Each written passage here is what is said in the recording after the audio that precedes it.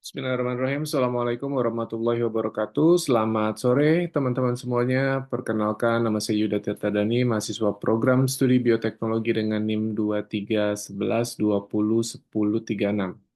Oke, pada kesempatan kali ini saya akan menyampaikan presentasi tentang review saya dari sebuah penelitian yang sangat menarik tentang kerusakan DNA atau DNA damage.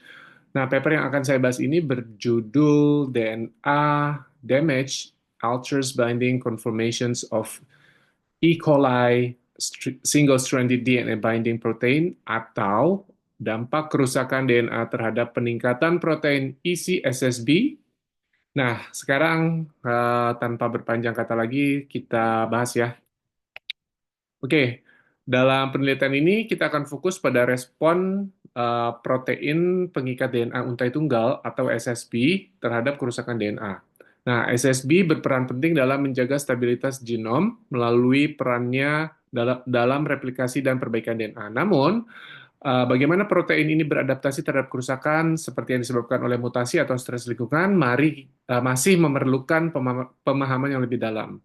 Alright, jadi pada presentasi ini kita akan ada 7 poin pemaparan, mulai dari dampak kerusakan DNA terhadap pengikatan protein isi SSB pada E. coli, kemudian apa itu protein isi SSB yang merupakan penjaga DNA, kemudian lanjut dengan jenis kerusakan DNA, kemudian nanti kita juga akan menjelaskan metode penelitiannya seperti apa, dan hasil penelitian, dan tak kalah penting implikasi biologisnya seperti apa, dan yang terakhir adalah kesimpulan. Oke, em, kita masuk ke topik selanjutnya ya. Jadi kalau kita bicara mengenai DNA, DNA itu adalah komponen fundamental dalam semua organisme. Karena di dalam DNA itu terkandung semua aspek fungsi sebuah makhluk hidup, mulai dari biosintesis hingga pembawa sifat. Namun, kerusakan DNA dapat mempengaruhi proses biologis utama yaitu replikasi, transkripsi, dan translasi yang which is ini tiga hal yang merupakan dogma sentral dari biologi.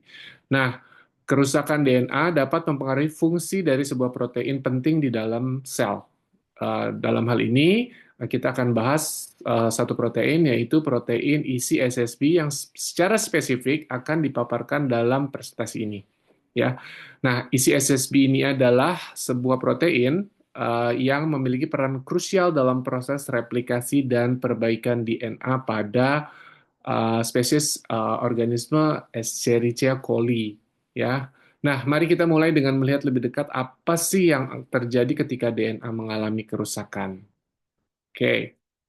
Nah, sebelum kita membahas lebih lanjut tentang dampak kerusakan DNA, but first mari kita pahami terlebih dulu apa itu protein isi SSB.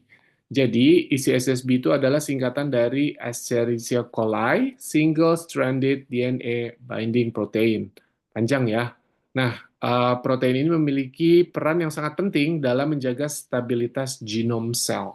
Ya, ini isi SSB itu kalau dianalogikan pada manusia itu adalah P53 ya, sama-sama guardian of the genome. Nah, jadi bayangkan saja isi SSB itu sebagai penjaga sel yang selalu mengawasi dan melindungi DNA untai tunggal agar tidak rusak atau membentuk struktur yang tidak diinginkan. Ya, kalau di dalam gambar tuh yang bentuknya kayak tetramer ya, ada 4 bulatan warna merah. Nah, sebagai penjaga, isi SSB ini memiliki peranan penting dalam sebagai protein pelindung DNA untai tunggal untuk mencegah kerusakan dan memudahkan proses replikasi. Nah, isi SSB ini berfungsi seperti lem ya, lem molekuler lah bisa disebut begitu, yang menjaga stabilitas DNA saat terjadi kerusakan. Nah, gimana cara kerja protein ini? Isi SSB berinteraksi dengan DNA untai tunggal atau single-stranded DNA dengan cara membungkus DNA ya, uh,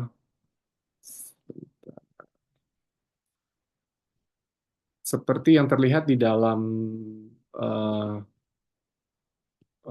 di dalam slide presentasi ini, ya. Uh, Isi SSB berinteraksi dengan DNA utar tunggal dengan cara membungkus DNA-nya itu ya. Jadi dia apa namanya berurutan membentuk bungkusan-bungkusan yang nanti akan melindungi DNA. Ya, Em, fungsi membungkus ini adalah mencegah pembentukan struktur sekunder yang dapat mengganggu proses replikasi. Jadi isi SSB ini ternyata juga menyediakan platform bagi enzim-enzim replikasi untuk supaya dia bisa bekerja secara efisien. Nah, pada DNA untai tunggal ini. Jadi ini bisa disebut sebagai tadi yang saya sebut ya guardian of the genome pada spesies E. coli.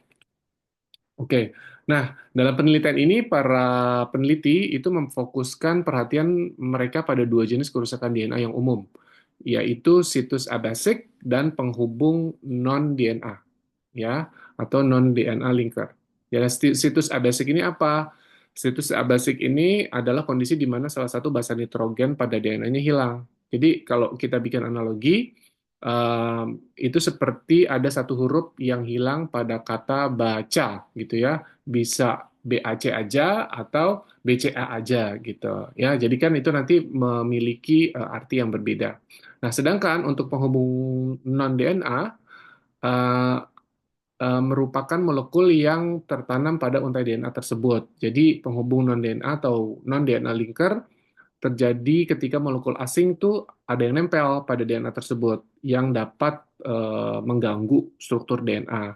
Seperti halnya ada kayak benda asing gitu yang nempel pada sebuah benang dan mengganggu kita untuk pada saat kita menjahit kain gitu ya. Nah, keduanya baik itu situs abasik ataupun penghubungan DNA dapat menghambat proses replikasi.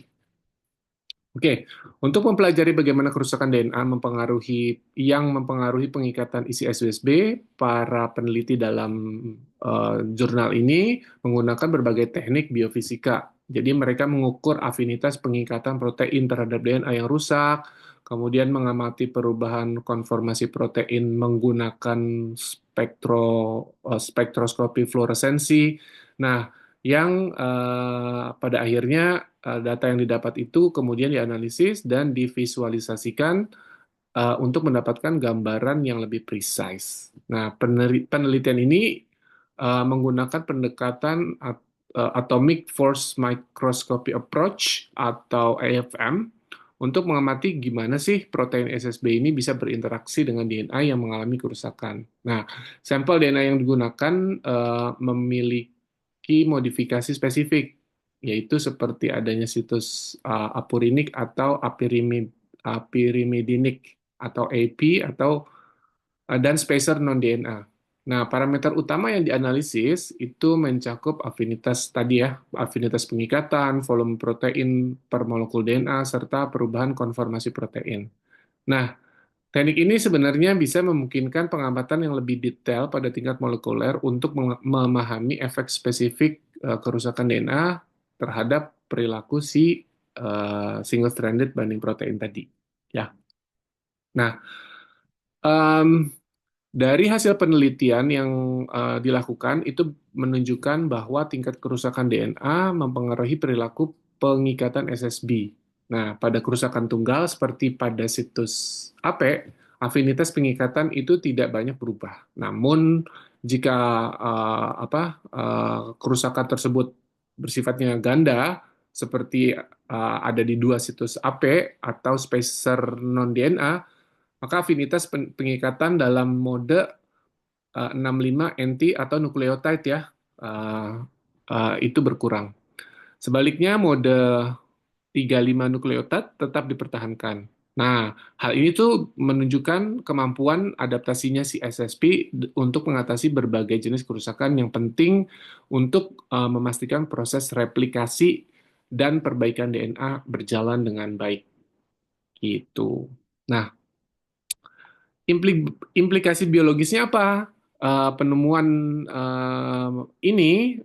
dalam penelitian ini itu memiliki implikasi biologis yang signifikan. Adaptasi konformasi SSB itu bisa memungkinkan kalau protein ini tuh tetap berfungsi meskipun terjadi kerusakan pada DNA.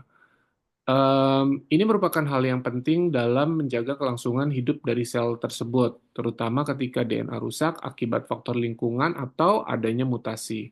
Nah, Dengan kita memahami mekanisme ini, kita jadi lebih memahami bagaimana sih stabilitas genetik itu bisa dipertahankan dalam kondisi stres, ya, stres untuk sel maksudnya. Nah, last but not least, sebagai kesimpulan, penelitian ini pada dasarnya menunjukkan bahwa kerusakan DNA itu dapat mengubah konformasi atau bentuk pengikatan SSB atau single stranded binding protein. Nah, namun demikian, SSB tetap mampu melakukan saturasi penuh pada DNA yang rusak, memastikan proses replikasi dan perbaikan dapat berlangsung. Finding atau temuan ini memberikan wawasan baru mengenai mekanisme molekuler di balik adaptasi protein terhadap kerusakan genetik yang dapat diintegrasikan dalam pengembangan aplikasi bioteknologi ke depannya, termasuk juga dengan terapi gen dan pengendalian mikroorganisme secara molekuler. Oke, demikian review singkat saya tentang DNA damage yang terjadi pada E. coli yang fokusnya adalah E. coli single stranded binding protein. Terima kasih atas perhatiannya. Untuk itu, saya mohon undur diri. Wabillahi taufik wal hidayah. Assalamualaikum warahmatullahi wabarakatuh.